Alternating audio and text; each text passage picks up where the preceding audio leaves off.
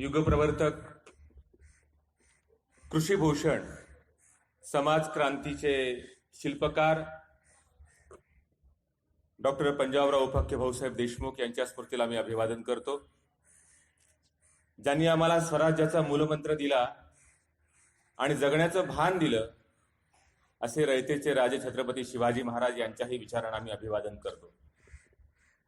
स्वतःसाठी फुलत राहावे परी सुगंध जगाला द्यावा आणि निघून गेल्यावरही जगाचा ऊर भरून यावा, अशा सार्थ अर्थाने या महान पुरुषांचं विचारांचं मंथन करण्याकरता मुलांनो आणि मुलींनो आपण आज एकत्र आलेलो आहोत.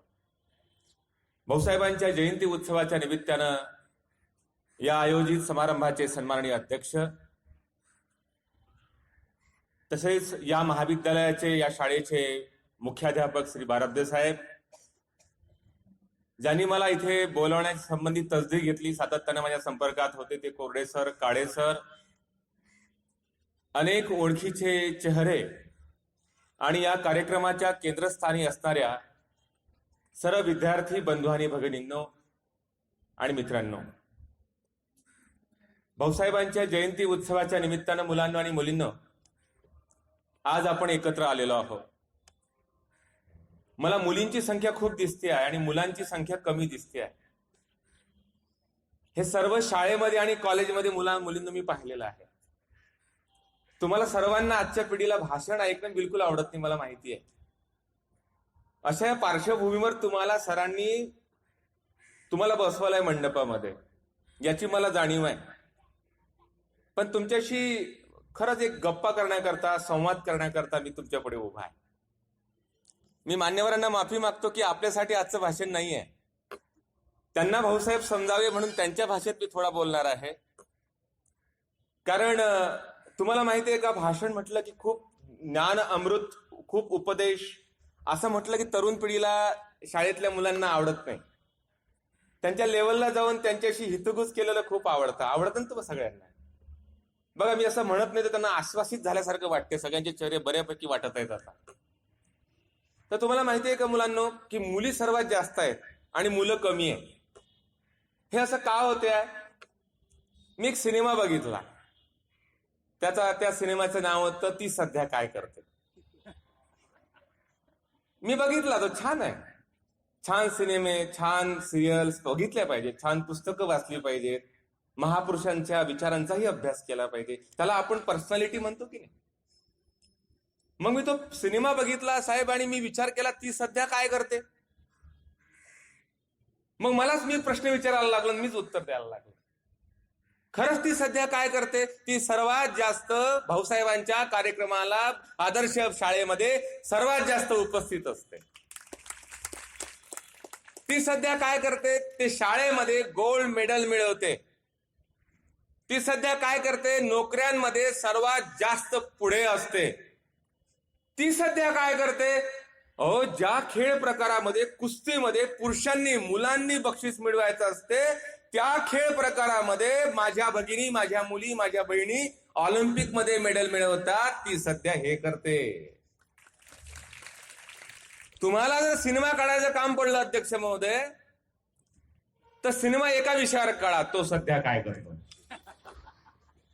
कुठेही जा, मुलींची गर्दी सर्वात जास्त आणि मुलांची कमी. मुलांना तुम्हाला खूप विचार केला पाहिजे सगळ्यांना. म्हणून आम्हाला देवाने आम्हाला काय दिला? आकार दिलेला आहे, शरीर दिलं आई वडिलांनी आम्हाला. आई वडिलांनी शरीर आम्हाला दिलं, परंतु ते संस्कारित करण्यासाठी आम्हाला आई, शिक्षक, समाज, मित्र आणि मैत्रिणी हे 4 घटक तुमच्या माझ्यासाठी खूप महत्वाचे असतात. आणि महापुरुषांचे विचार आम्हाला संस्कारित करतात, आम्हाला उकारत्व प्राप्त करून देतात. त्याला म्हणतात आकार देवाने दिला, पण उकारत्व मात्र शाळेने दिलं, आईने दिलं, पुस्तकाने दिलं आणि महापुरुषाने दिलं. आणि सर्वात जास्त 15 ते वय वर्ष 5 ते वय वर्ष 15 तुम्ही 25,000 तास शाळेमध्ये येता मुलांना. आईनंतर सर्वात मोठा गुरु जर कोण असेल तर शाळा आहे आणि सगळे शिक्षक आहे. त्यातून तुमचं व्यक्तिमत्व घडत असतं, त्यातून तुम्हाला आकार प्राप्त होत असतो आणि त्यातून तुमची ध्येय निष्ठा निश्चित होत असते. म्हणून वय वर्ष 5 ते वय वर्ष 15 तुमच्या माझ्या सगळ्यांच्या आयुष्यामध्ये खूपच महत्वाचं आहे. मला बोललं गेलं की मी खूप तरुण आहे. का बरं असं बोललं गेलं? कारण मी तरुण आहे म्हणून मला बोलावलेलं नाहीये. माझ्याकडे ज्ञान आहे, मांडण्याचं कौशल्य आहे, सादरीकरण आहे, म्हणून या सगळ्या मान्यवरांनी मला आमंत्रण दिलं आणि या स्टेजवर बसून माझं अभिनंदन केलं, माझं स्वागत केलं. तो एक जमाना होता मुला मुलींनो की आपल्याकडे खूप पैसे असले की आपल्याला खूप सन्मान समाजामध्ये मिळायचा. पण आज ज्ञान तुम्हाला पाहिजे, तुमचं करिअर पाहिजे, तर तुम्हाला समाजामध्ये लोक विचारतात, तुम्हाला ओळखतात. मी जहागीरदाराचा मुलगा आहे, मी वतनदाराचा मुलगा आहे, मी पाटलाचा आहे, मी असं चालत नाही आता.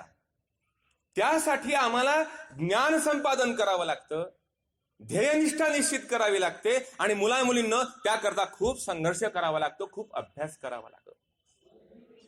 मग याकरता आम्हाला वाचन, लेखन आणि श्रवण, मुला मुलींना ऐका जरा काळजीपूर्वक, हे 3 कौशल्य आम्हाला विकसित करावे लागतात. वाचन कौशल्य सोशल मीडियामुळे आणि गुगलमुळे संपलाय. संतांनी आम्हाला काय सांगितलं? ज्ञान सांगितलं. 12व्या शतकामध्ये संत नामदेवांनी चंद्रभागेच्या वाळवंटामध्ये नाचू कीर्तनाचे रंगी ज्ञान दीप लावू जगी हा ज्ञानाचा मूल मंत्र आणि सर्व धर्म समभावाचा मूल मंत्र मुलांनो पंढरपूरच्या चंद्रभागेच्या वाळवंटात वारकऱ्यांनी सगळ्या समग्र लोकांना दिला. तुकाराम महाराज सुद्धा म्हणतात 16व्या शतकात, काय म्हणतात माहितीये का? विष्णुमय जग वैष्णवांचा धर्म, भेदाभेद भ्रम मंगळ, कुणाही जीवाचा न घडो मत्सर वर्म सर्वेश्वर पूजना. अर्थात आपण सगळे विष्णुमय आहोत, आपण सगळे विठ्ठल आहोत आणि आपण सारे एक संघ आहोत आणि मानव मुक्तीसाठी आणि मानवी कल्याणासाठी ज्ञानाचा मूलमंत्र वारकऱ्यांनी चंद्रभागेच्या वाळवंटात 12व्या शतकात हुंकार पेरला आणि खऱ्या अर्थाने या देशामध्ये राष्ट्रीय एकात्मता निर्माण होण्याचं काम झालं. मग मुलांना आम्हाला मानवाचा विचार, मानवतेचा विचार, धर्म जात पंथाच्या पलीकडे जाऊन आम्हाला ज्ञानाचं महत्व आम्हाला 12व्या शतकात संतांनी सांगितलं. आणि मग आजच्या घडीला तर 21व्या शतकामध्ये मुला मुलींनो ज्ञानाशिवाय तुम्हाला पर्याय नाही, नॉलेज शिवाय पर्याय. इन्फॉर्मेशन ही इन्फॉर्मेशन असतं, आहे की नाही? म्हणजे पंजाबराव देशमुख गुगलवर टाईप केलं मुला मुलींनो की एखादा आर्टिकल येतं, एखादी माहिती येते. मग मला बाराब्दे सरांनी ही माहिती आहे म्हणून मला बोलावलेलं नाहीये. मला भाऊसाहेबांवरती जेवढे काही ग्रंथ आहेत त्या ग्रंथाचं मी वाचन केलं, ज्ञान मिळवलं आणि भाऊसाहेब ज्या अर्थाने मला समजले ते मांडण्याकरता मी तुमच्या पुढे आहे. म्हणून वाचन कौशल्य वाढवलं पाहिजे, श्रवण कौशल्य म्हणजे ऐकलं पाहिजे उत्तम. बघा अनेक वर्गातले मुलं मुली उत्तम ऐकतात म्हणून त्यांचा उत्तम कान होतो आणि उत्तम ज्ञान प्राप्त होतो. अनेक मुला मुलींना कळत नाही काय ऐकावं आणि काय सोडून द्यावं, म्हणून त्याला म्हणतात श्रवण कौशल्य, स्किल. आणि तिसरं कौशल्य आहे वाचन आणि तिसरं आहे लेखन कौशल्य. तुम्हाला लिहिता आलं पाहिजे, तुम्हाला मांडता आलं पाहिजे. हे 3 स्किल ज्याच्याकडे आहे त्याला व्यक्तिमत्व असं आपण म्हणतो. आणि यासोबतच या महान पुरुषांच्या विचारांना आपण सोबत घ्यायचं असते. त्याकरता महापुरुषांच्या कथा वाचायच्या असतात, त्यांचे जीवन विचार वाचायचे असतात, त्यांचा संघर्ष वाचायचा असतो आणि आम्हाला प्रेरणा मिळते. मला सांगा, साने गुरुजी आहेत, साने गुरुजींचं लहानपणी नाव काय होतं? श्याम होतं. तो प्रसंग बघा आठवा श्यामच्या आईचा, श्यामच्या आईच्या पुस्तकातला. श्यामच्या आईचा सिनेमा सुद्धा बघा. मग तो श्याम काय म्हणतो? त्या कोकणातलं घर असते, परस बाग असते, अंगण असते, अंगणाच्या पलीकडे एक न्हाणी घर असते, बाथरूम असते आजच्या भाषेमध्ये. आणि तो छोटासा 4-5 वर्षाचा श्याम आंघोळीला जातो आणि आंघोळ झाल्यानंतर आपल्या आईला आवाज देतो, मुला मुलींना देतो की नाही, आई मला तू घ्यायला ये. आई ती परस बाग पार करून न्हाणी घरामध्ये येते. आईला म्हणतो, आई मला तुझ्या कुशीत घे. तो का बरं बा? तर आईला तो श्याम म्हणतो, आई माझ्या पायाच्या तळव्यांना घाण लागू नये, माती लागू नये म्हणून मी तुला बोलावलं आणि म्हणून तू मला कुशीत घे. तर श्यामच्या आई श्यामला काय म्हणते? अरे श्याम, पायाच्या तळव्यांना घाण लागू नये, माती लागू नये म्हणून इतका जपतोस, मनाला घाण लागू नये म्हणून आयुष्यभर जप रे बाबा. हा श्यामच्या आईचा संस्कार श्यामच्या चरित्रातून आम्हाला वाचायला. एपीजे अब्दुल कलामांच्या आयुष्यातले अनेक प्रसंग आहे मुला मुलींना की ज्या प्रसंगातून तुमच्या माझ्या अंगावर रोमांच उभं राहते. वर्गात पक्षी कसा उडतो हे सांगत असताना शिक्षक, तो लहान मुलगा उभा राहतो 8व्या वर्गातला, तो सर मला पक्षी कसे उडतात हे समजलं नाही. मग सर म्हणाले, चल तुला मी त्या रामेश्वरमच्या त्या समुद्र किनाऱ्यावर संध्याकाळी ये, तुला मी पक्षी कसा उडतोय तुला समजावून सांगतो. तो प्रसंग छोटासा होता, पण जेव्हा तो छोटासा एपीजे अब्दुल कलाम त्या शिक्षकाला म्हणतो, सर मला पक्षी कसा उडतो हे समजलाय, मला विमान उडवायचंय ते मला समजावून सांगा. मग शिक्षक म्हणतात, बेटा तू 10वा वर्ग पास कर, 11वी 12वी सायन्स कर, आणि मग पुढचं ज्ञान तुला पुढचे शिक्षक देतील. एक छोट्याशा प्रसंगातून 12वी सायन्स झाल्यानंतर एपीजे अब्दुल कलामांनी एरोनॉटिक इंजिनिअरिंगला ऍडमिशन घेतली आणि एरोनॉटिक इंजिनिअरिंग करून या देशाला हा संरक्षण सिद्धतेत त्रिशूल, नाग हे असे वेपन्स तयार करणारा एक महामानव एपीजे अब्दुल कलाम या जीवनात लोकांना मिळाला. मग एपीजेना लोक मुलींना विचारायचे, तुम्ही लग्न का केलं नाही? ते लग्नच केलं नाही एपीजे अब्दुल कलामांनी. का बरं केलं नाही माहितीये का? ते विचारायचे त्याला, लोक पत्रकार विचारायचे लग्न का केलं नाही. मग एपीजे अब्दुल कलाम म्हणायचे की रात्रंदिवस मी स्वतःला, बघा ना सायन्सचे विद्यार्थी असाल ना तुम्ही सगळे, अनेक लोक आहेत. सायन्स म्हणजे काय, विज्ञान म्हणजे काय, प्रयोगातून विज्ञान असं आमच्या वेळी विषयाचं टायटल होतं. प्रयोग केल्याशिवाय ज्ञान प्राप्त करता येते का? म्हणजे प्रॅक्टिकल करावं लागतं ना. मग प्रॅक्टिकल शिवाय नॉलेज नाही. मग एपीजे अब्दुल कलाम म्हणाले, मी 24 तास राहायचो कशामध्ये, लॅबमध्ये, आणि स्वतःला गुंतवून घ्यायचो, मला वेळच मिळाला नाही लग्न करायचं. बघा, एक उत्तर साधं त्यांचं, पण त्यांच्या उत्तराने त्यांचं आयुष्य घडलं आणि आपलं आयुष्य सुद्धा घडलं. मग अशा छोट्या मोठ्या महापुरुषांच्या जीवनातल्या अशा अनेक कथा ज्या आहेत, तुम्हाला संघर्ष करायला शिकवतात, तुम्हाला उभं राहायला शिकवतात, अभ्यास करायला लावतात, तुमचं करिअर घडवतात, तुमचं कुटुंब घडवतात, आणि एवढंच काय, समाज सुद्धा घडवतात. मग समाज घडवण्यासाठी ज्यांनी प्रयत्न केले, आपल्या घरावर तुळशीपत्र ठेवलं, आपला राहता घरता बंगला गहाण ठेवला, आणि शेतकऱ्याचा पोरगा शिकला पाहिजे, कुणग्याचा पोरगा पुढे आला पाहिजे, हा विचारांचा धागा घेऊन भाऊसाहेब पंजाबराव देशमुखांनी तुमच्या माझ्या करता आयुष्य झिजवलं. त्यांची कथा, त्यांच्या विचारांचं चर्चा, आणि त्यातून प्रेरणा घेण्याकरता मी तुमच्याकडे उभा आहे. ज्यासाठी तुम्ही शाळेमध्ये येता, जे शिक्षण तुम्हाला मिळतं, याचं कारण आहे भाऊसाहेबांचा असीम त्याग. भाऊसाहेबांना, आपण अनेक महापुरुषांना, मुलांना मुलींना अनेक व्यक्तिमत्वाचे कंगोरे असतात. व्यक्तिमत्व म्हणजे काय, अनेक पैलू असतात. काही मुलांना गाणं सुद्धा येतं, एखाद्याला नाटक छान येतं, कुणाला डान्स करता येतो, बरोबर, एक एक पैलू असतो की नाही आपल्या. पण काही मुलींना सगळंच काही येतं.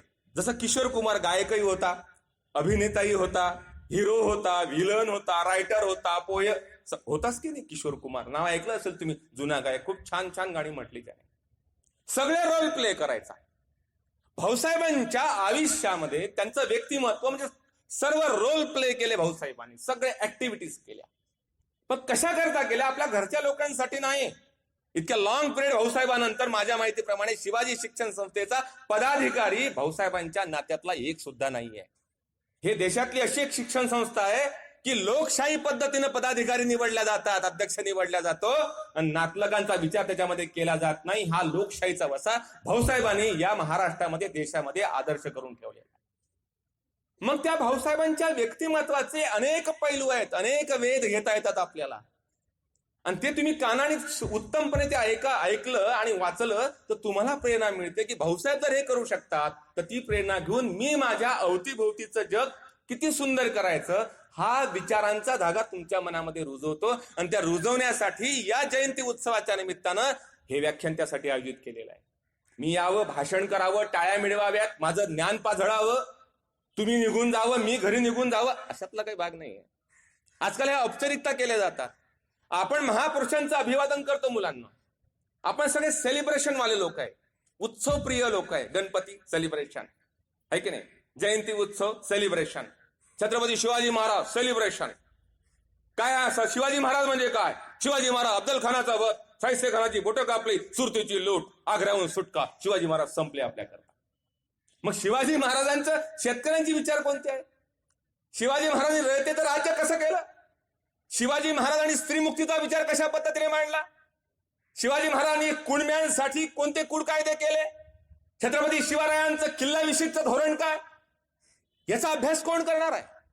याची प्रेरणा कोण घेणार आहे? अफजल खानाचा कोथळा बाहेर काढला, हा एकाच प्रसंगाला तासभर तुम्ही भाषण करत असाल तर या मुलांच्या मनावर हा परिणाम होईल की छत्रपती शिवाजी महाराजांची लढाई ही हिंदू मुसलमानांची होती. हे सांगा ना की मुस्लिम सुद्धा महाराजांच्या लष्करामध्ये होते आणि स्वराज्यामध्ये तैनात होते. हा विचार या तुमच्या माझ्या मनावर बिंबला पाहिजे आणि त्या विचारांच्या प्रमाणे कृती करता आलं पाहिजे मुला मुलींना. म्हणून आम्ही भाऊसाहेबांच्या विचारांचं चर्चा करण्याकरता मी तुमच्याकडे उभा आहे. छत्रपती शिवाजी महाराजांचा हाच धागा. छत्रपती शिवाजी महाराज ही भाऊसाहेबांची प्रेरणा होती. तुकाराम महाराज हे दैवत होतं. म्हणून गाडगे महाराज म्हणायचे, वैराग्यमूर्ती गाडगेबा, बाप हो तुम्ही त्या पंजाबरावच्या मागे जा, त्याच्या ज्ञान मंदिरात जा, त्याच्या शिक्षण मंदिरात जा, त्याचे ग्रंथ वाचा, त्याचा सहवास घ्या, तो तुम्हाला खऱ्या अर्थानं मार्ग दाखवीन आणि तोच तुमचा विठोबा आहे. गोपाला गोपाला देवकीनंदन गोपाला हे कीर्तनातून गाडगे बाबा सांगायचे. मग त्या पंजाबरावांच्या जीवनातल्या काही प्रसंगांची चर्चा करण्याकरता मी तुमच्या पुढे उभा आहे. मग मुलांना पंजाबरावांचं व्यक्तिमत्व, त्यांचा जन्म मृत्यू हा तुम्हाला सगळ्यांना पुस्तकात वाचायला मिळतो, पण त्यांच्या 4 गोष्टींचा विचारांचं मंथन मी तुमच्या समोर करणार आहे. आम्हाला भाऊसाहेब म्हटलं, जसं म्हटलं छत्रपती शिवाजी महाराज म्हटलं की युद्ध, बाबासाहेब आंबेडकर म्हटलं की फक्त राज्य घटना, पण भाऊसाहेबांनी पण त्याच्या व्यतिरिक्त बाबासाहेब आंबेडकरांनी अर्थनीती कशी राबवली, जलसंधारणाचं कसं कार्य केलं, बहुजनांसाठी कसं कार्य केलं हे आपण मांडत नाही. त्याचप्रमाणे तोच अन्याय आम्ही भाऊसाहेबावर सुद्धा करतो. भाऊसाहेब समजून घेताना आमच्या समस्त मुलामुलींना, आमच्या समस्त कर्मचाऱ्यांना वाटतं भाऊसाहेब फक्त शिक्षण महर्षी, शिक्षण महर्षीच्या पलीकडे भाऊसाहेबांचं कोणतं कार्य आहे. त्यासोबत भाऊसाहेबांचा दुसरा पैलू आहे, त्यांनी राज्य घटनेमध्ये केलेलं अत्यंत मोलाचं कार्य, हा दुसरा पैलू. तिसरा पैलू सोशल रिफॉर्मर, म्हणजे काय इंग्रजीत त्याला म्हणतात सामाजिक क्रांतीचे प्रणेते.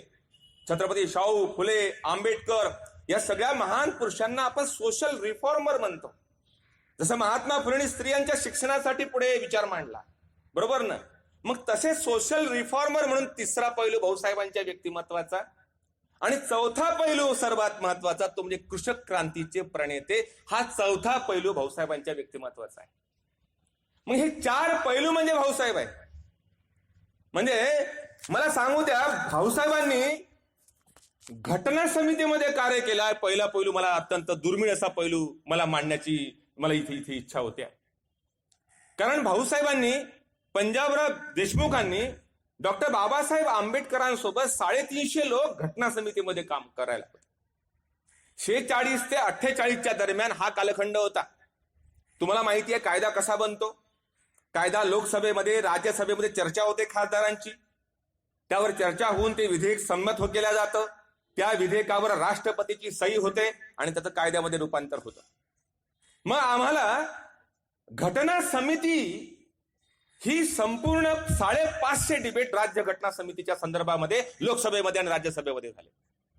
तेव्हा सगळ्या खासदारांनी सहभाग त्याच्यामध्ये घेतला. पण त्या सर्वात त्याच्यामध्ये 46 ते 49 दरम्यान संविधान निर्मितीमध्ये पंजाबराव देशमुखांचा अत्यंत महत्वाचा वाटा होता.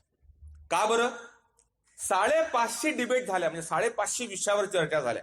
कोणत्या झाल्या? कलम 92 वर झालं, कलम 50 वर झालं, कलम 131 वर चर्चा झाली, कलम 170 वर झालं, स्त्रियांच्या अधिकारावर झाली, ओबीसीच्या संदर्भात चर्चा झाली, नागरिकत्वाच्या कायद्या संदर्भात झाली, कोणती राजभाषा, राष्ट्रभाषा असावी याविषयी चर्चा झाली. अरे घटना समिती होती ती, आणि या देशाला घटना द्यायची होती बाबासाहेबांना.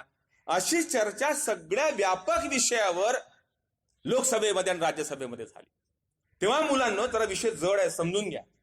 तेव्हा बाबासाहेब आंबेडकरांच्या सोबत साथीला साथ देत सर्वाधिक सपोर्ट, पाठिंबा देण्याचं महत्वाचं काम भाऊसाहेब पंजाबराव देशमुखांनी केलं. त्यांनी आदिवासींसाठी, शेतकऱ्यांसाठी, ओबीसींसाठी आणि 18 पगड जातीसाठी मुला-मुलींना जेवढे काही आज अधिकार आम्हाला प्राप्त झालेले आहेत, त्याचं एक महत्वाचं कारण म्हणजे डॉक्टर पंजाबराव देशमुखांनी हिरिरीनं घेतलेला भाग त्या चर्चेमध्ये, आणि त्या चर्चेतून खऱ्या अर्थानं त्या लोकसभेला आणि राज्यसभेला सगळ्या खासदारांना पाठिंबा देण्यासाठी त्यांना कृती करण्याचं काम जर कोणी केलं असेल तर भाऊसाहेबांनी केलेलं आहे. म्हणून घटनेची भाषा संदिग्ध असते, कायद्याची भाषा संदिग्ध असते की नाही. बऱ्याचदा एक वाक्य 84 शब्दाचं वाक्य होतं. किती? 84 शब्दाचं वाक्य घटना समितीमध्ये एक रेखाटलेलं होतं. बऱ्याचदा कायद्यामध्ये किंतु असते, परंतु असतो, आणि असतो, व असतो, असे शब्द असतात की नाही. जसं सरांनी तुम्हाला सांगितलं, सर अरे बेटा उद्या पंजाबरावची जयंती आहे, हार घेऊन येशील का? हो सर हार आणतो, पण म्हणजे पण आलं म्हणजे संपला विषय, काहीतरी गोंधळ आहे. पण, आणि, किंतु, परंतु हे नकारात्मक विचार काढून टाकायचे आणि हो म्हणायचं आणि काम करायचं. बघा किती ताकद माणसामध्ये येते. मग भाऊसाहेब पंजाबराव देशमुखांनी सांगितलं की घटना समितीतले हे किंतु, परंतु आणि काढून टाका. हे 84 शब्दाचं संदिग्ध वाक्य काढून टाका. भाषावार प्रांत रचनेच्या संबंधामध्ये भाऊसाहेबांनी त्याच्यामध्ये चर्चा घडवून आणली आणि संपूर्ण भाषावार जी रचना देशाची झालेली आहे त्यामध्ये अत्यंत महत्वाची भूमिका पंजाबरावांची आहे. एवढंच काय, मसुद्यातल्या राष्ट्रपतीचं लोकशाहीमध्ये कोणत्या प्रकारचं महत्व असू शकतं या राष्ट्रपतीच्या अधिकाराविषयी आणि त्याच्या कक्षेविषयी सुद्धा पंजाबरावांचं अत्यंत विचारमंथन राज्यघटना समितीमध्ये महत्वाचं मानलं जातं. एवढंच काय, संसदेतल्या खासदारांचं वेतन निश्चिती कोणतं आहे कलम 92 नुसार, त्यांचे विशेष अधिकार संसद सदस्यांचे कोण आहेत, कोणते आहेत, हे 192 कलमानुसार भाऊसाहेबांनी सिद्ध करण्याचं काम केलं. कार्यपालिका आणि न्यायपालिका असतात मुलींनो कारभार करण्याकरता, त्याचे काय अधिकार असावेत याचीही चर्चा घडवून ते कृतीत आणण्याचं त्या घटना समितीमध्ये श्रेय जातं पंजाबराव देशमुखांना जातं. आणि एवढंच काय, राज्यपाल आणि मुख्यमंत्री यांच्या काय कक्षा असाव्यात, यांचे केंद्राचे आणि राज्याचे काय संबंध असावे याचीही चर्चा भाऊसाहेब पंजाबराव देशमुखांनी केलेली आहे. हिंदी ही भाषा राष्ट्रीय भाषा मानावी, इंग्रजी भाषा ही प्रमाण मानू नये, हा विचार सुद्धा भाऊसाहेबांनी राज्य घटना समितीमध्ये मांडलेला आहे. आणि म्हणून मला सांगू द्या, जेव्हा 1949 साली घटना समितीचं विसर्जन झालं आणि शेवटची बैठक झाली, त्या घटना समितीच्या शेवटच्या बैठकीमध्ये शेवटचं भाषण राजेंद्र बाबूंना जेव्हा घटना बाबासाहेब आंबेडकरांनी प्रदान केली, त्या सोहळ्यामध्ये भाषण करताना डॉक्टर बाबासाहेब आंबेडकर असं म्हणतात, या माझ्या घटना समितीमध्ये जर पंजाबराव देशमुख जर नसते तर ही घटना समिती मुक्या बहिऱ्यांची राहिली असती. ओबीसीच्या, एनटीच्या, एससीच्या, एवढंच काय, स्त्रियांच्या अधिकाराबद्दल जे जे घटना समितीमध्ये मी मांडलेलं आहे त्याला सर्वात मोठा पाठिंबा देण्याचं काम पंजाबराव देशमुखांनी केलेलं आहे. हे माझं स्टेटमेंट नाही, बाबासाहेब आंबेडकरांच्या घटना समितीच्या शेवटच्या भाषणातलं आहे. म्हणून बाबासाहेब आंबेडकरांच्या त्या 550 डिबेट्स कोणत्या झाल्या, त्यामध्ये त्यांनी कोणते कोणते विचार मांडले, याचं इंग्रजीमध्ये सगळं पुस्तकामध्ये ग्रंथित झालेलं आहे. आजपर्यंत साहेब ते मराठीमध्ये ट्रान्सलेशन झालेलं नाहीये. आपल्या संस्थेमध्ये एवढे इंग्रजीचे प्राध्यापक आहेत, त्या इंग्रजीच्या प्राध्यापकांनी ते मराठीमध्ये आणून राज्य घटना समितीमध्ये विस्तृतरित्या भाऊसाहेबांनी काय योगदान दिलं याची चर्चा होणं गरजेचं आहे आणि ते कार्य होणं गरजेचं आहे. या निमित्तानं मला ती संधी मिळाली म्हणून मी तुमच्या समोर हा विचार मांडतोय. भाऊसाहेबांचा दुसरा पैलू कोणता आहे मुलांनो, की सोशल रिफॉर्मर, सामाजिक क्रांतीचे प्रणेते. तुम्ही म्हणाल सर काय असते सामाजिक क्रांती म्हणजे काय, मी तुम्हाला सांगतो.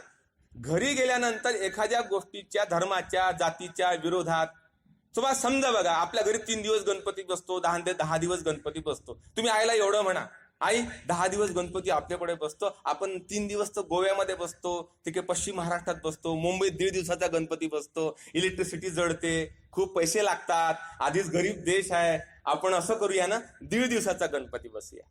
आई विरोध करते, वडील विरोध करतात की नाही, नाही असं नाही करू.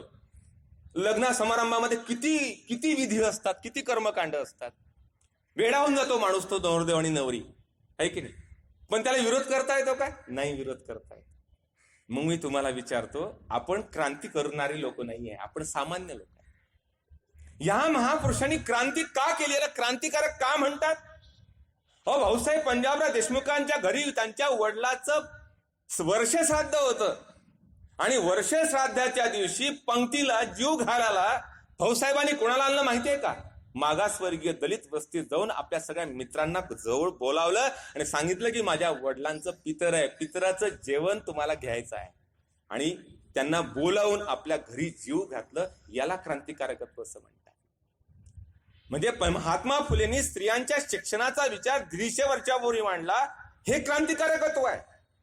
छत्रपती शिवाजी महाराज, आलमगीर, औरंगजेब, सगळ्या जगाचा बादशाह, त्याच्या विरोधात या छोट्याशा मुलाने क्रांती केली. तो म्हणतो नाही, स्वराज्य, स्वतःचं राज्य मला मिळवायचं आहे, आणि ते मिळवण्याकरता या दऱ्याखोऱ्यात मावळ प्रांतातल्या सगळ्या जाती धर्माच्या लोकांना एकत्र करून मला रयतेचं राज्य निर्माण करायचं आहे. मुलांना याला क्रांती असं म्हणतात. भाऊसाहेब पंजाबराव देशमुख जेव्हा बॅरिस्टर होऊन भारतामध्ये परत आले तेव्हा त्यांच्या शिक्षणासाठी प्रचंड खर्च झाला, घरगाण ठेवावं लागलं, जमीन विकावी लागली, कर्ज झालं होतं भाऊसाहेबांवरती, तुम्हाला माहिती आहे. जेव्हा भाऊसाहेब महाराष्ट्रात परत आले तेव्हा मराठा समाजातला, देशमुख समाजातला एक तरुण पोरगा बॅरिस्टर होता. त्याला खूप असे स्थळ चालून आले श्रीमंत घरातल्या मुलींचे. सयाजीराव गायकवाड मोठं संस्थान आहे बडोद्याला, त्या बडोद्याच्या संस्थानच्या पुतणीचा संबंध पंजाबराव देशमुखांना चालून आलेला आहे. त्याचप्रमाणे दादासाहेब बोके वरखेडचे आहेत, त्यांच्याही बहिणीचा संबंध चालून आला. मुला मुलींनो, जर पंजाबराव देशमुखांनी विचार केला असता की सयाजीराव गायकवाडाची पुतणीचा जर आपण संबंध केला तर भाऊसाहेबांच्या वरचं सगळं कर्ज नील झालं असतं, कारण एवढी श्रीमंत पार्टी होती. आजही आपण भिकारल्यासारखी हुंडा मागतोच की नाही. मुलींनी द्यायचा नसतो, मुलांनी घ्यायचा नसतो, हे दोघांनी ठरवलं तर हा प्रॉब्लेम सॉल्व्ह होईल की नाही. पण आपल्याकडे आता क्रेडिट बनलाय, सर्वात जास्त कोण हुंडा घेतं, सर्वात जास्त मोठ्या मंगल कार्यालयामध्ये 700 रुपये थालीचं जेवण कसं द्यायचं, जमीन विकावी लागली तरी चालेल, पण सेलिब्रेशन झालं पाहिजे, माहोल झाला पाहिजे, डीजे वाजला पाहिजे, अशा कल्चर मधले आपण वेडेव आपण सगळे लोक. 21व्या शतकात चाललोय, गोष्टी करतो चांद्रायांच्या, आणि मात्र कृती मात्र 100 वर्षापूर्वीच्या विचारांची आपले दुर्दैव आहे. भाऊसाहेब म्हणतात की बहुजनांचा दुःखाचा प्रॉब्लेम काय माहितीये का, हे कर्मकांड. देव आहे अंतरयामी, व्यर्थ हिंडे तीर्थग्रामी, जगद्गुरु तुकाराम महाराजांनी सांगितला. तोच विचारांचा मूलमंत्र भाऊसाहेबांनी घेतला की माणसांच्या मनामध्ये देव आहे, तो धर्म आहे. तर भाऊसाहेबांनी पहिला इंटरकास्ट मॅरेज, लग्न, आंतरजातीय विवाह, त्या बडोद्याच्या गायकवाडच्या मुलीचा बाजूला ठेवला आणि विमलाबाई वैद्य सवर्ण जातीच्या मुलीशी प्रार्थना समाज पद्धतीनं 10 रुपयामध्ये मुंबईला लग्न केलं. आणि मुंबईच्या या लग्नामध्ये मध्यस्थी कोण होतं माहितीये? शिवसेना प्रमुख बाळासाहेब ठाकरेंचे वडील प्रबोधनकार ठाकरे हे मध्यस्थी होते. आणि हे लग्न केल्यानंतर भाऊसाहेबांनी रिसेप्शन दिलं सिटी कोतवाली राजकमल चौकामध्ये. तिथे पोट भरलेल्या लोकांना, श्रीमंत लोकांना बोलावलं नाही, शेतकऱ्यांना आणि दलित लोकांच्या पंक्ती उठवल्या, त्यांना जीव घातलं. हे क्रांतिकारकत्व भाऊसाहेबांचं आहे. आहे हिंमत आमच्यामध्ये. आंतरजातीय विवाह योग्य की अयोग्य या विषयावरची निबंध स्पर्धा आणि वक्तृत्व स्पर्धेत मी शाळेपासून त्यात भाग घेऊन राहिलेलो आहे. आजही तुम्ही त्याच विषयावर निबंध लिहिता, आजही त्याच विषयावर बोलता, कारण समाजामध्ये फक्त भाषणच आहे, निबंध स्पर्धाच आहे. इंटरकास्ट मॅरेज आजही होऊ शकत नाही. तलवारी निघतात जातीच्या नावावर. आम्ही फक्त बोलतोय, विचार स्वीकारत नाही. भाऊसाहेबांनी हे करून दाखवलं. भाऊसाहेबांनी म्हटलं देव देवळात नाही, तो माणसामध्ये आहे, परोपकारामध्ये आहे. देवळे, मंदिरं, देवस्थानं हे जनतेच्या शोषणाची केंद्र आहे. म्हणून जे जे भेटीभूता त्यासी मानी भगवंत, हा तुकोबांच्या विचारांचा संस्कार भाऊसाहेबांच्या मनावर होता. जो मला रोज भेटतो तो मला देव आहे, ते देवत्वाचं रूप आहे. आणि हाच विचार घेऊन भाऊसाहेबांनी देव नाकारला, कर्मकांड नाकारली आणि दैव सुद्धा नाकारलं, नशीब सुद्धा नाकारलं. म्हणून सोशल रिफॉर्मर म्हणजे भाऊसाहेब आहे. भाऊसाहेब म्हणतात कुणब्यांचा प्रॉब्लेम हाच आहे, अज्ञान आहे म्हणून दारिद्र्य आहे, दारिद्र्य आहे म्हणून अज्ञान आहे, आणि अज्ञान आहेत म्हणून कर्मकांड आहेत, आणि कर्मकांड आहे म्हणून अंधश्रद्धा आहे, आणि अंधश्रद्धा आहे म्हणून व्यसन आहे, आणि व्यसन आहे म्हणून मृत्यू आहे. ही शृंखलाच आहे आपल्या जीवनाची. शेतकऱ्यांच्या बद्दल आपण जेव्हा बोलतो ना, बहुजनांविषयी आपण जेव्हा बोलतो ना, हीच समस्या मूळ आहे. आणि हाच समस्येचा धागा घेऊन भाऊसाहेबांनी सांगितलं तुम्ही काय व्हा, ज्ञानानिष्ठित व्हा, ज्ञान मिळवा, तुम्ही ज्ञानाधिष्ठित व्हा. दुसरा शब्द आहे तुम्ही राजकीय सत्ता मिळवा. तिसरा शब्द आहे सांस्कृतिक सत्ता मिळवा. चौथा शब्द आहे आर्थिक सत्ता मिळवा. आर्थिक, सामाजिक ह्या सत्ता, सांस्कृतिक ह्या सर्व सत्ता तुमच्या बहुजनांच्या हाती केव्हा येतील माहिती आहे का? त्याचा महत्वाचं कारण म्हणजे शिक्षण आहे. म्हणून शिक्षण घेण्यासाठी शिवाजी शिक्षण संस्थेची भाऊसाहेबांनी स्थापना केली आणि दर्याखोऱ्यातल्या या शेतीतल्या कुणब्याला शिकवण्यासाठी पुढे आणण्याचं काम भाऊसाहेबांनी केलं. मग तत्कालीन काळ 100 वर्षापूर्वीचा. आज आमच्या मंदिरामध्ये खूप पैसे आहेत, आजही आम्हाला देवाविषयी बोलता येत नाही, धर्माविषयी बोलता येत नाही. अनेक मंदिरामध्ये किती पैसे आहेत, किती पेटांमध्ये दान येतं हे आम्हाला बोलता येत नाही. शिर्डीमध्ये किती पैसा येतो, शेगावमध्ये किती पैसा येतो, त्याचा काय उपयोग होतो, काय हिशोब होतो आम्हाला माहित नाही. तुळजापूरच्या भवानी मातेचे सगळे अलंकार 1000 वर्षापूर्वीच्या आधीचे, निजामाच्या काळातले, आदिलशाहीच्या काळातले, शहाजीराजांच्या काळातले. काल परवा बातमी आली लोकसत्ताला, अर्धे दागिने गहाण आहेत, अर्धे दागिने बडव्यांनी घरी घेऊन गेलेत. पंढरपूरचा विठोबा अजून बडव्यांच्या कर्मकांडातून मुक्त झाला नाही. मग भाऊसाहेब म्हणतात की हे देव नाहीत आमचे. आमचा देव जर कोणता असेल तर तो शेतकरी आहे. आमचा देव जर कोणता असेल तर ज्ञान आहे. म्हणून डॉक्टर बाबासाहेब आंबेडकर म्हणतात की तुम्हाला जर या व्यवस्थेशी स्पर्धा करायची असेल तर ज्ञानाची स्पर्धा करा. पहिले ज्ञान मिळवा, शिक्षण घ्या आणि मोठे व्हा. हा मूल मंत्र जो बाबासाहेब आंबेडकरांनी दिला तोच विचारांचा धागा भाऊसाहेबांनी आपल्या समोर मांडला. भाऊसाहेबांनी तेव्हा एक महत्वाचा विचार मांडला, तो क्रांतिकारक होता. मी तुम्हाला म्हटलं ना, व्यवस्थेच्या विरोधात मला बोलताच येत नाही, कारण लगेच लोक डॉमिनेट करतात, तुम्हाला विरोध करतात.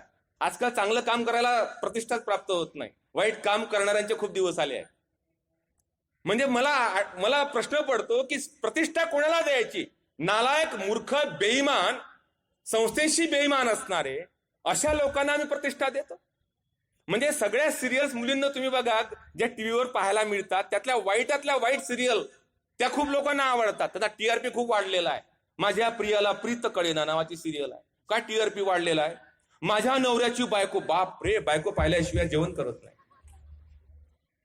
आणि त्या माझ्या नवऱ्याच्या बायकोच्या सिरियलमध्ये मुलींनो त्या बायकोचे आणि त्या नवऱ्याचे सगळे अफेअर्स आपण एन्जॉय करतो रोज. अगं बाई, काल तिचं त्याच्यासोबत होतं का, आज याच्यासोबत आहे. वा वा, बघा कसं कळलं. मला तर वाटतं कॉलेजमध्ये आता बोलायची गरज नाही, शाळेमध्ये बोललो पाहिजे. शाळेतल्या पोरांना फार लवकर समज येते या गोष्टीची. आपल्याला कळत नाही ना, आपला मेंदूच नियंत्रित नसतो. आपल्याला मन, बुद्धी कंट्रोल पाहिजे की प्रत्येक गोष्ट आपल्याला ती या वयात नसते. म्हणून शिक्षक असतात, आम्ही असतो, हे महापुरुष असतात. आम्ही चुकीच्या लोकांना दर्जा देतोय. भाऊसाहेबांनी तेव्हा 100 वर्षापूर्वी एक विचार मांडला की मंदिरातला हा जो पैसा आहे, हा मंदिरातला पैसा हा गोरगरिबांच्या शिक्षणासाठी मांडा. म्हणून हिंदू देवस्थान बिल भाऊसाहेबांनी आपल्या समोर मांडलं. किती क्रांतिकारक विचार होता की मंदिरातला येणारा पैसा गोरगरिबांच्या शिक्षणासाठी खर्च करा. क्रांतिकारक विचार भाऊसाहेबांचा. म्हणून भाऊसाहेबांना खऱ्या अर्थानं आपण तुकोबांचे हे अवतार आहेत असं कार्य आपण मानतो. त्यांनी वैदिक धर्माची चिकित्सा केली, बलसंपन्न, ज्ञानसंपन्न भारताची निर्मिती हवी हा विचार मांडला. ईश्वर, आत्मा, वेद, जन्म, पुनर्जन्म यांना बाजूला ठेवलं. आणि भाऊसाहेबांनी बुद्ध चार्वाकापासून तर फुले आंबेडकरांच्या विचारांचं मंथन करत मानवतेचा विचार आपल्यासमोर मांडण्याचं काम केलं. म्हणून सोशल रिफॉर्मर हा दुसरा पैलू भाऊसाहेबांचा मला महत्वाचा वाटतो. तिसरा पैलू कोणता? शैक्षणिक कार्य भाऊसाहेबांचं कोणत्या प्रकारचं होतं? की भाऊसाहेबांनी सांगितलं की मूल्य, तुम्हाला जगण्यासाठी ज्ञान आवश्यक असतं, त्यासाठी ध्येय आवश्यक असतं. आणि आमच्या मनातली जातीय विषमता, आमच्या मनातली धर्म जातीची घाण दूर होण्याकरता आम्ही शिक्षण घेतलं पाहिजे. शिक्षणाने उकारत्व प्राप्त आम्हाला होतं, जगण्याचं भान आम्हाला येतं. आणि मला असं वाटतं शिक्षणातून भाऊसाहेब म्हणतात सर्वात जास्त महत्वाची गोष्ट जर कोणती मिळत असेल तर आम्हाला विचार करायची कुवत प्राप्त होते, तो पॉझिटिव्ह. ही भाऊसाहेबांची शिक्षणविषयक विचार होते. आणि म्हणून शिवाजी शिक्षण संस्थेचा हा जो डोलार आहे, आज जवळपास 350 संस्था आमच्या मुलामुलींना आपल्या शिक्षण संस्थेमध्ये, 8000 शिक्षक आमच्यासारखे पोट भरतायत, आमची कुटुंब सुंदर झालेली आहे. आणि 1.5 लाख विद्यार्थी आपल्या शिवाजी शिक्षण संस्थेत गोंदियापासून तर बुलढाण्यापर्यंत शिक्षण घेत आहेत, कुणब्यांचे, शेतकऱ्यांचे, ओबीसींचे, दलितांचे. ही शिक्षण संस्था 550 कोटीचा बजेट आपल्या शिवाजी शिक्षण संस्थेचा आहे. हा सगळा व्यापक विस्तृत हे जे शिक्षणाचं माहेरघर शिवाजी शिक्षण संस्था झालं, याचं मूळ जर कोण असेल तर पंजाबराव देशमुखांचं कार्य आहे. म्हणून पंजाबराव देशमुखांच्या मनातला हा सगळ्या सांस्कृतिक, राजकीय, आर्थिक या सगळ्या ठिकाणी नेतृत्व करणारा बहुजनाचा तरुण मुलगा मुलगी पुढे आले पाहिजे, ही त्याच्या पाठीमागची भूमिका आहे. म्हणून भाऊसाहेबांनी शिक्षण हा विचार आपल्या समोर दिला. चौथा पैलू भाऊसाहेबांच्या जीवनातला कृषीविषयक कार्याचा. कृषीविषयक कार्य भाऊसाहेबांचं इतकं महत्वाचं आहे की भाऊसाहेबांनी शेतकऱ्यांच्या, कुणब्यांच्या विकासाकरता त्याचं अर्थबल निश्चित झालं पाहिजे, त्याच्या मालाला भाव मिळाला पाहिजे. त्यासाठी भाऊसाहेबांनी कृषी लवादाचं बिल मांडलं संसदेमध्ये. आणि कृषी लवादाच्या बिलाच्या माध्यमातून शेतकऱ्याच्या विकासाची, शेतकऱ्याच्या क्रांतिकारकाची, शेतकऱ्याच्या एकंदर आयुष्याची घडण घडवण्यासाठी कृषी लवाद बिल मांडलं. कारण शेतकऱ्याला जर मुक्त करायचं असेल त्याला ऋणमुक्त केलं पाहिजे. ही ऋणमुक्तची संकल्पना जर भाऊसाहेबांची जर आपण इम्प्लिमेंट केली असती तर या देशामध्ये 1.5 लाख शेतकऱ्यांनी आत्महत्या केल्या नसत्या. आणि दुर्दैवाने विदर्भाची भूमी शेतकऱ्यांच्या आत्महत्येसाठी संपूर्ण देशामध्ये प्रसिद्ध नसती. म्हणून पी साईनाथ नावाचा पत्रकार काय म्हणतो माहितीये का? विदर्भ ही शेतकऱ्यांची दफनभूमी आहे. दररोज शेतकरी आत्महत्या करतो आणि वर्षाला 10,000 शेतकरी आत्महत्या करतात.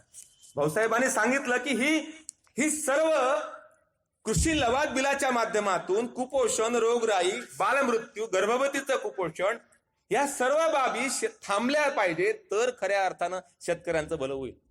शेतकऱ्यांना त्यांच्या मालावर निर्धारित त्याचं मूल्य ठरवण्याचा अधिकार दिला पाहिजे. हे भाऊसाहेबांनी विचारमंथन मांडलं. आजही आम्हाला शेतकऱ्यांच्या मूल्यावर आधारित उत्पादित मालावर भाव अजूनपर्यंत मिळालेला नाही. फक्त पॅकेज मिळतं. पॅकेजची तात्पुरती ट्रीटमेंट असते. आम्हाला अँटीबायोटिक घ्यावं लागतं की ताप आली म्हणजे ताप बसते का तशी तापीची गोळी घेतली तर, क्रोसिन घेतली तर? नाही. डॉक्टर म्हणतो की सोबत अँटीबायोटिक घ्या. अँटीबायोटिकचा डोस 3 दिवस घेतल्याशिवाय तो मूळ ताप आहे आपल्या अंगातला हा जात नाही. आणि शेतकऱ्यांचं आज 70 वर्षामध्ये फक्त अँटीबायोटिक न देता ट्रीटमेंट चालू आहे. आणि त्याच्या नावाचं राजकारण चाललंय. लोक मस्त मजा मारतायत, सत्ता मिळवतायत आणि वरून म्हणतात शेतकरी हा अन्नदाता आहे. आणि मार्केटमध्ये, इतवारा मार्केटमध्ये घरापर्यंत 10 रुपयाची मेथीची जुळी आम्हाला मिळते. जर 10 रुपयात जर आम्हाला मिळत असेल तर शेतकऱ्याला 50 पैसे सुद्धा भाव मिळत नसेल. आम्हाला 100 रुपये किलो कांदा आमच्या घरामध्ये येतो पण त्या शेतकऱ्याला 50 रुपये सुद्धा भाव जागेवर मिळत नाही. ही मधली दलालशाही, एजंटशाही कधी संपेल आणि शेतकरी कधी मुक्त होईल हा सवाल भाऊसाहेबांनी केलेला आहे. मित्रांनो, या शेतकऱ्यांच्या कृषक नीतीसाठी भाऊसाहेबांनी दिल्लीला 99 दिवस मोठं जागतिक कृषी प्रदर्शन घेतलं. त्या जागतिक कृषी प्रदर्शनामध्ये 35 लाख शेतकऱ्यांनी भेटी दिल्या. हरित क्रांतीचे प्रणेते म्हणून भाऊसाहेबांना मानलं जातं. आणि त्या सगळ्या कृषी प्रदर्शनामध्ये मुलामुलींनो तेव्हाचा अमेरिकेचा अध्यक्ष आयसेनहॉवर आणि रशियाचा अध्यक्ष क्रुश्चेव सुद्धा आले होते. आणि संपूर्ण देशामध्ये, जगामध्ये भाऊसाहेबांची कृषक नीती प्रसिद्ध झाली होती आणि भाऊसाहेबांचं नेतृत्व पुढे आलं होतं. हे कशा करता केलं? भाऊसाहेबांनी उपासमारीतून मुक्तता झाली पाहिजे. कृषक क्रांती भाऊसाहेबांची केवळ किंमत नीती नाही तर ती अर्थनीती नसून समग्र समाज नीती होय. भाऊसाहेबांनी कोबी, टोमॅटो, तांदूळाच्या जाती आणल्या. कृषी मालाचं गुणवत्ताकरण करावं याकरता तंत्रज्ञान आणलं. ताळगुळ महासंघ काढला, कुक्कुटपालन काढलं, मत्स्यबीज संघटना काढली, मधमाशी संघटना संस्थापन केली आणि आरे दूध डेअरी, जे आरेचं दूध पूर्वी मिळायचं ते बंद केलं शासनानं. आता त्या आरे दूध डेअरीची स्थापना सुद्धा भाऊसाहेब पंजाबराव देशमुखांनी केली. लक्षात घ्या. म्हणजे अनेक जाती आणल्या, अनेक प्रकारच्या जाती आणल्यामुळे आमचं उत्पादन वाढलं, उपासमारीतून मुक्तता झाली. 72-70 साली मिलो नावाचा लाल रंगाचा गहू आम्हाला खावा लागत होता. आज धान्य आमच्याकडे भरपूर आहे, भाजीपाला आमच्याकडे भरपूर आहे, दुधाळ गायी आहेत आमच्याकडे, मासे आहेत. हे सगळं संकरित बियाणांचं बीजारोपण करणारे भाऊसाहेब पंजाबराव देशमुख आहेत. आणि म्हणून पंजाबराव देशमुखांच्या या कृषक कार्यामुळे शेतकरी सुखी झाला. सोशल रिफॉर्मर म्हणून भाऊसाहेब पंजाबराव देशमुखांची जी इमेज आहे ती सुद्धा, त्यामुळे आम्हाला अनेक सामाजिक कुप्रथावर आघात करता आला. शिक्षणामुळे मला सगळ्यांना शिकता आलं. आणि एवढंच काय, भाऊसाहेब पंजाबराव देशमुख कृषी मंत्री असताना माझ्या मुलामुलींना कर्नाटकातून प्रवास करत होते. आणि कर्नाटकामध्ये तुम्हाला माहिती असेल, तुम्ही जर इतिहासाचे विद्यार्थी असाल तर, कर्नाटकामध्ये बंगळुरूला छत्रपती शहाजी राजे भोसले आणि व्यंकोजी भोसले यांचं 172 वर्ष मराठ्यांचं साम्राज्य होतं. लक्षात घ्या, स्वराज्य होतं. आणि तंजावर ही आमची मराठ्यांची राजधानी होती. तिथून प्रवास करता करता भाऊसाहेब एका ठिकाणी थांबले. त्या ठिकाणी होदेगिरी नावाचं गाव आहे कर्नाटकामध्ये. आणि तिथे शहाजी राजांचा घोड्यावरून पडून मृत्यू झाला होता. तिथे त्यांची समाधी होती. 64 सालची घटना. त्या समाधीची पूर्ण दुरावस्था झाली होती. एक वीट सुद्धा जागेवर नव्हती. त्यावेळी पंजाबराव देशमुखांनी त्या कमिशनरला बोलावलं कर्नाटकच्या, आणि होदेगिरीची शहाजी राजाच्या समाधीचा जीर्णोद्धार करणारा हा माझा पंजाबराव देशमुख, माझा हा माणूस आहे. हे ऐतिहासिक कार्य भाऊसाहेबांनी मुला मुलींनो केलेलं आहे. बघा, 4 पैलू त्यांच्या व्यक्तिमत्वाचे: कृषक कार्य, घटना समितीतलं कार्य, सामाजिक क्रांतीचे प्रणेते, शिक्षणासाठी केलेलं कार्य. या 4 पैलूंचा विस्तारित जर अभ्यास करायचा म्हटलं ना तर रोजचं एक व्याख्यान पाहिजे. भागवत सप्ताह तर कोणी बसवते, पण असे सप्ताह बसले पाहिजे. एक एक पैलू घेऊन या माझ्या मुला मुलींना पंजाबराव समजून सांगितला पाहिजे. तेव्हा त्यांच्या मनावर संस्कार होतील. त्यांना कळेल की हा माझा माणूस, हा माझा नेता, या माणसाने माझ्यासाठी काहीतरी केलेलं आहे. ही भावना त्याच्या मनामध्ये जागृत तुमच्या मनामध्ये होईल. आजकाल हम दो हमारे दो सुद्धा राहिलेलं नाहीये. आम्ही संकुचित झालो आहे. आम्ही ऑनलाईन असतो पण आता ऑफलाईन होत चाललेलं आहे.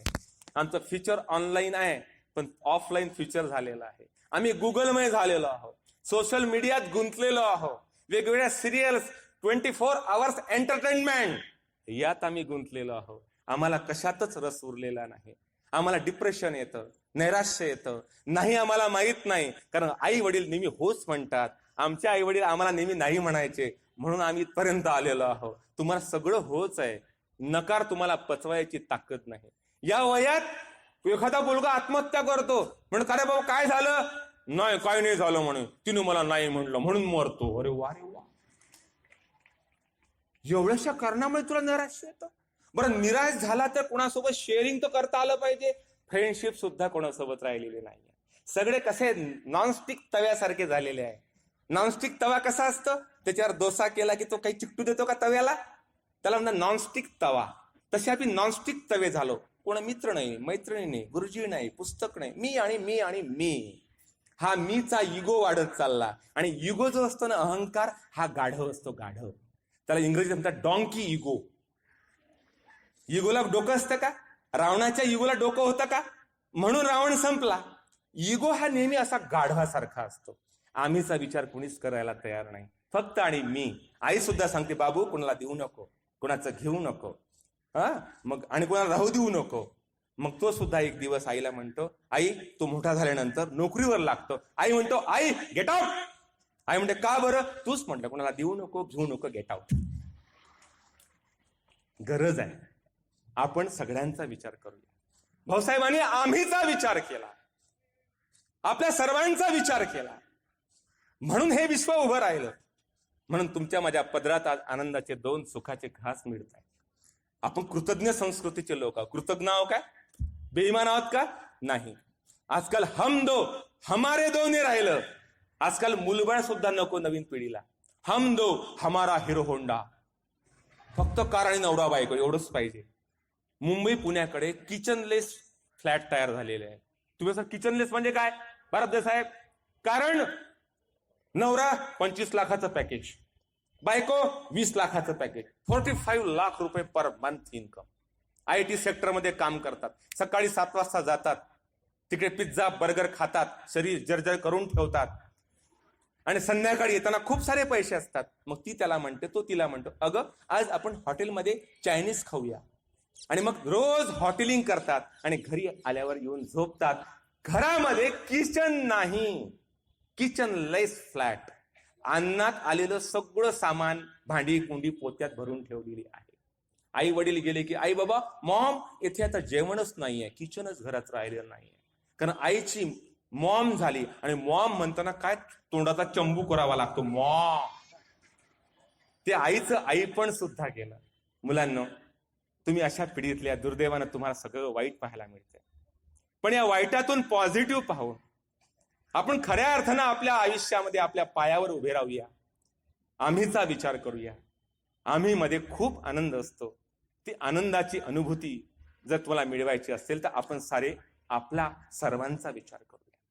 मी म्हणतो समाजाचा विचार करायची गरज नाही, भाऊसाहेबांनी केला.